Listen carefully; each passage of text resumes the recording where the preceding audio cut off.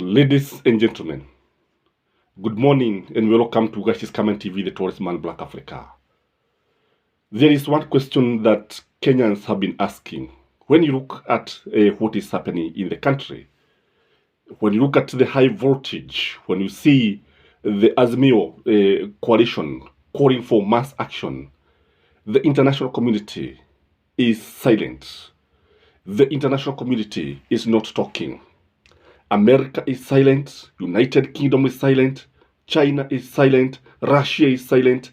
None of these superpowers, allow me to call them superpowers, none of these called first world economies is actually coming out strongly, either to condemn William Samuel Ruto or to show or provide the way forward. The only thing that we have seen is Kalonzo meeting the diplomats. But when you look at it, ni kama walikuwa bado wanaficha. Even when they are meeting Kalonzo, they are not coming out strongly. In fact, one of the things that they said, even after meeting Kalonzo, they said that the members of the Fourth Estate had to be kept off from that meeting. So in this video, I want us to look clearly at 5 factors that is making the international community keep off the Kenyan politics as per the moment. If you're here for the first time, kindly take that 1 minute and like this video. The first thing that is forcing the international community to keep off is because of the vested interest. Majority of countries like, say, Britain, like United Kingdom, would like the status quo to prevail. They want the status quo to remain. They don't want anything to change because of their vested interest. Kwa sababu there is what they are gaining. What I know is that America will never make any move that does not benefit herself. Lolote ambalo wanafanya ni kwa manufaa yao wenyewe. There is nothing, hata kama nchi itawaka, hata kama alivyosema Suluhu Hassan kwamba kwa jirani kuna waka moto, akimaanisha Kenya. Hata kukiwaka moto ina gani, as long as America, you know, America usually determines the direction of the politics. So as long as they are not benefiting, or as long as they are benefiting, they are bound to ensure that the status quo remain. So when you look at the current situation, America, as far as trade is concerned, is gaining a lot. Britain the same, because when you look at the trade between the two the countries, you realize that it is favoring those countries, and Kenya does not benefit a lot. The second thing, in my view, is because they are part of the problem that we are having in this country. The truth of the matter is that there are those people who sponsored, in one way or the other, UDA, others sponsored Azimio, because there's a lot of funding that comes from these countries. Kwa sababu to them, they look like they are investing. And that is why you see that wakati ambapo William Samuel Ruto alichukua hatamu za uongozi, one thing was very clear, that he was able to move from the west, from the east to the west. Kwamba akaanza sasa, when you look at him, he's working very closely with IMF, World Bank, America, Britain. He's not very much concerned about the east, that is China. This means that the Western powers had invested heavily in William Samoei Ruto's government. And that's why we are saying that they would like the status quo to remain, because they are also part of this problem. And you see, when you are part of the problem, kama wewe ndiye ambaye ulisababisha shida ambayo wananchi wanaona, basi there's no much that you are going to do. You are just going to remain and watch as things continue to unfold. The third reason, in my view, is because of the geopolitics. Geopolitics, when you look at the country today, you realize that China is coming out very, very strongly. And China is taking the first among equals.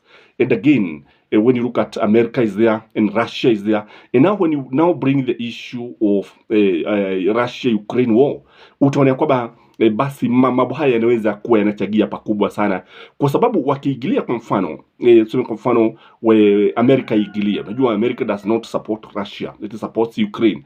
Basi ni kumaanisha kwamba Russia on the other hand is going to support Azimio, And if, for instance, Russia igilie, that means that America is now going to support Azimio. So geopolitics are playing a very, very big role. And that is why, you see, although China is not usually very much concerned about politics, ukweli ni kwamba wanaweza wakaigilia hapa kwa sababu unajua they have invested so much in this country in terms of giving this country loans that favors them a lot.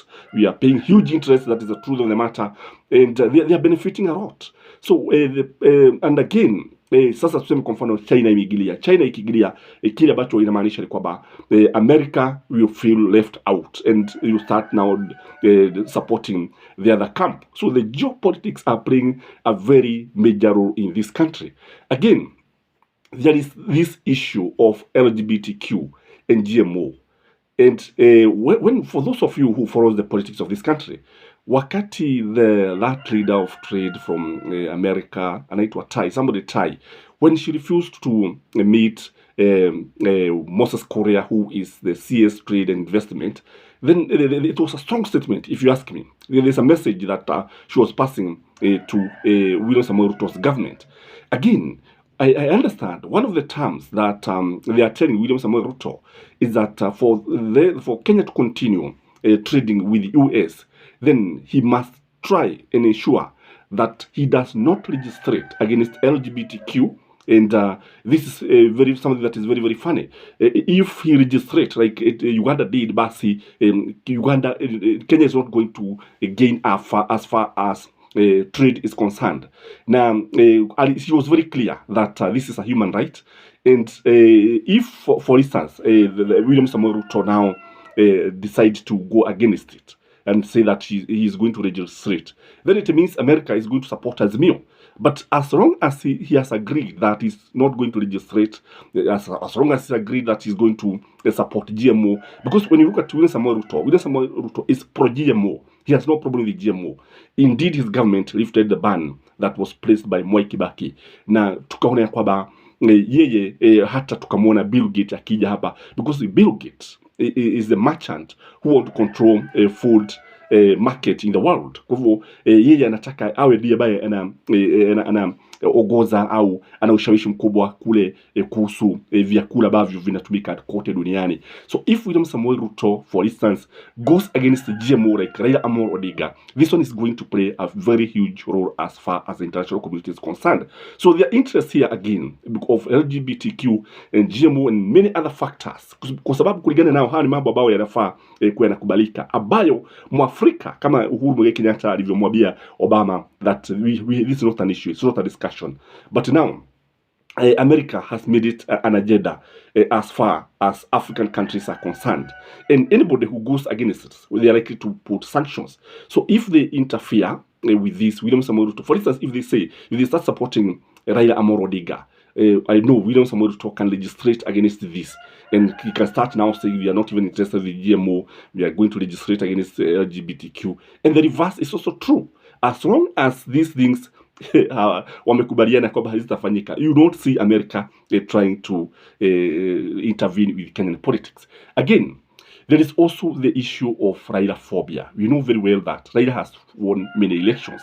And one of the elections that everybody knows is that of 2007, where he won with a landslide. But he was rigged out. So most of the time, Raila has been rigged out because these countries fear him by the fact that he leans heavily towards the East. Na tena ukiangalia utaona kwamba Raila Amolo Odinga is a social democrat, and American, Britain, and many countries like Germany and France support total capitalism, everyone for himself and God for us all. And you see, in capitalism, capitalism does not have a human face. This is what Karl Marx was actually against. But when you look at Raila Amolo Odinga, who is a social democrat, that is why he was saying that everybody, I think, who is not employed will be getting something like 6,000, something like that. That's an aspect of social democracy. He was also talking about free education. So in social democracy, there's some aspect of a human face. There's a human heart. Kuna mambo mengi. And that's why you see Raila Amolo Odinga supporting subsidies, because that is what should be done. But when you look at America, America is the one that forced William Samoei Ruto and IMF to do away with the subsidies because they don't believe in this. So this issue of fearing Raila Amolo Odinga, and so that's why we are saying majority of them fears that if Raila Amolo Odinga is allowed to have his way, then they are going to suffer.